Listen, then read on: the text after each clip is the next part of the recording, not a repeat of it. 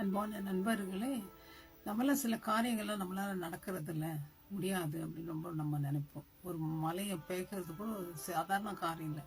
அத்தனை ஆட்கள் தேவை. மலை எவ்வளோ பெருசு, அவ்வளோ பேருக்கு அவ்வளோ ஜனங்க வேணும், அவ்வளோ எக்யூப்மெண்ட்ஸ் தேவை அப்படின்னு நினைக்கிறோம்.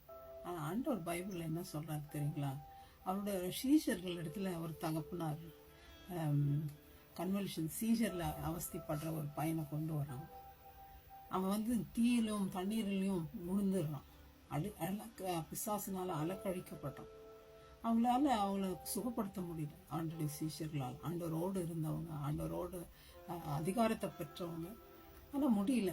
இப்போ ஆண்டவர் சொல்றாரு, ஒரு மலையை பார்த்து பெயர்ந்தா கடலை போனா போயிடுமா, மரத்தை பார்த்து போனா போயிடுமா.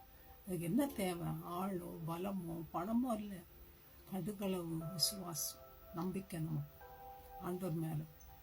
ஆண்டவர் அப்போ அந்த காலத்துல அவருக்கு விரோதமாக செயல்பட்ட அந்த எருசலேமில் இருந்த தலைவர்கள், ஏரோது, அவங்களெல்லாம் அவருடைய பவர்ல இது பண்ணிட்டாரா, மூவ் பண்ணிட்டாரா? இல்லை.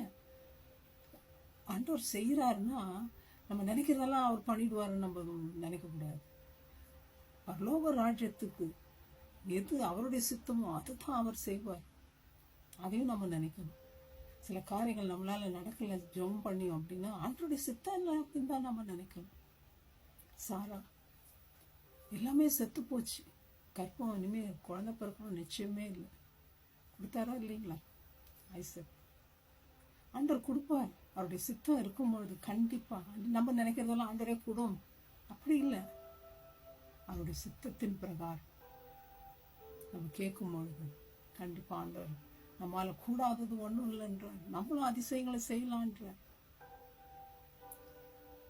அந்த மாதிரி மவுண்டனை மூவ் பண்ற அந்த வல்லமையை ஆண்டவர் நம்ம கொடுத்துருக்கார். நம்ம யூஸ் பண்ணலாம். நம்ம